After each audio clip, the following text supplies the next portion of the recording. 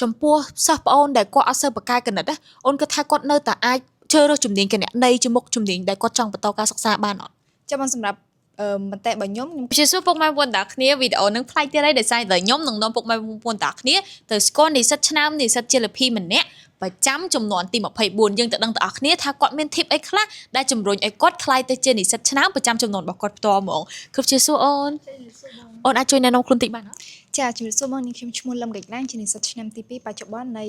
មហាវិទ្យាល័យធុរកិច្ចនិងទេសចរនៃសាកលវិទ្យាល័យធនធានមនុស្សជំនាញអីដែរអូនចាជំនាញគណនេយ្យបងចាដំបូងបងចង់សួរថាអូនឯងមានចំណាប់អារម្មណ៍មិនដែរក្នុងការដែលខ្លួនជាប់ឈ្មោះជាសិស្សឆ្នាំនិស្សិតបកែប្រចាំចំនួនរបស់ខ្លួនឯងបែបនេះចាបងចំពោះចំណាប់អារម្មណ៍របស់ខ្ញុំទី1គឺយើងស្វាយចិត្តហើយបន្ទាប់ពីឃើញលទ្ធផលល្អអញ្ចឹងហើយមានមួយទៀតក៏មានមោទនភាពចំពោះសមិទ្ធផលដែលខ្លួនឯងបានខិតខំប្រឹងប្រែងនឹងទទួលបាននៅថ្ងៃហ្នឹងបងចូលរួមមកអូសាតដែរមួយទៀតបងឆ្ងល់ចានៅពេលដែលអូនឯងចាប់ទី12ភ្លាមមិនបានអូនឯងដឹងថាខ្លួនឯងចង់បន្តជំនាញគណនេយ្យជាជំនាញដែលខ្លួនឯងចង់បន្តការសិក្សាចាកូនបងចំពោះចំណាប់អារម្មណ៍ក៏ដូចជាមូលហេតុដែលខ្ញុំមកជ្រើសជំនាញគណនេយ្យទី1គឺដោយសារតែការឆ្លាញ់ទៅលើមុខវិជ្ជាគណិតវិទ្យាក៏ដូចជាការគិតលេខហើយមើលមួយវិញទៀតបើយើងមើលទៅតាមបច្ចុប្បន្នភាពនៅតាមសង្គមជាក់ស្ដែងរបស់យើងឃើញថានៅក្នុងក្រុមហ៊ុននៅក្នុងអង្គភាពណាមួយក៏ត្រូវការជំនាញនឹងដែរដូច្នេះខ្ញុំគិតថាវាសំខាន់ចាប៉ុន្តែបងតែងតែមានចម្ងល់ចាចំពោះសិស្សប្អូនដែលគាត់អត់សូវបកកាយកណិតណាអូនគិតថាគាត់នៅតែអាចជ្រើសរើសជំនាញគណនេយ្យជាមុខជំនាញដែលគាត់ចង់បន្តការសិក្សាបានអត់ចាំបងសម្រាប់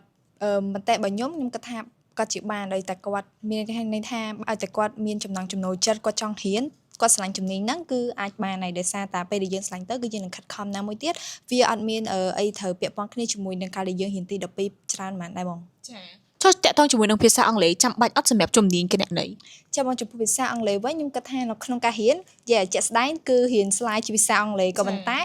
លោកគ្រូអ្នកគ្រូគាត់តែងតែនិយាយជាខ្មែរបកប្រាប់ឲ្យយើងហើយបើសិនជាយើងអត់ទាន់កន្លែងណាគាត់ជាងអាចសួរគាត់បានដែរចាអូន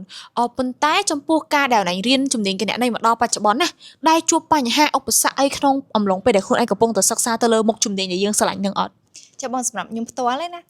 ចំពោះបញ្ហាប្រឈមសម្រាប់ខ្ញុំគឺអត់ទាន់មានដែលខ្ញុំអាចនិយាយថាអត់ទាន់មានដោយសារតែបរិញ្ញាបត្រឆ្នាំទី2ចាអញ្ចឹងស្រឡាញ់ហ្មងនោះពេញចិត្តហ្មងចាអូនអរគុណច្រើនមែនទែនអូនឥឡូវយើងចូលទៅដល់សំណួរសំខាន់សំណួរពិសេសហើយកត្តាអ្វីដែលជំរុញឲ្យអូនឯងខ្លាយទៅជានិស្សិតឆ្នាំនិស្សិតជាលភីប្រចាំចំនួនរបស់អូនឯងផ្ទាល់ចាបងចំពោះកត្តាទី1ដែលខ្ញុំគិតថាចាំបាច់បំផុតហ្នឹងគឺការយកចិត្តទុកដាក់រៀនក៏ដូចជាក្តីស្រឡាញ់របស់យើងទៅលើជំនាញមួយហ្នឹងហើយឆន្ទៈនៅក្នុងការកំណត់គោលដៅខ្លួនឯងថាត្រូវតែរៀនជំនាញហ្នឹងឲ្យចេះហើយឲ្យទទួលបាននូវលទ្ធផលល្អចាអូនមានអីបន្ថែមអត់មួយវិញទៀតបើតាមការរៀនបបិសោនៃការរៀនផងដែរការរៀនជាមួយលោកគ្រូអ្នកគ្រូហ្នឹងទី1ខ្ញុំគិតថាត្រូវផ្ដោតសំខាន់ទៅលើមូលដ្ឋានគ្រឹះឲ្យខ្លាំងមែនតើពេលដែលយើងជួយដំបូងហ្នឹងណាបងអញ្ចឹងយើងជួបជាមួយនឹងលោកគ្រូអ្នកគ្រូហ្នឹងគាត់នឹងប្រាប់យើងពីមូលដ្ឋានគ្រឹះដំបូងហ្នឹងមិនតែនឹងយោមន័យទាំងគណនេយ្យទាំង5និងសម័យកាលផ្សេងៗរបស់គណនេយ្យអញ្ចឹងយើងត្រូវតែតាមពីចំណុចហ្នឹងឲ្យទាន់សិនដើម្បីទៅតាមគាត់តាមដំណើរនៃដំណាក់កាលលំហាត់ធំបានអរគុណអូន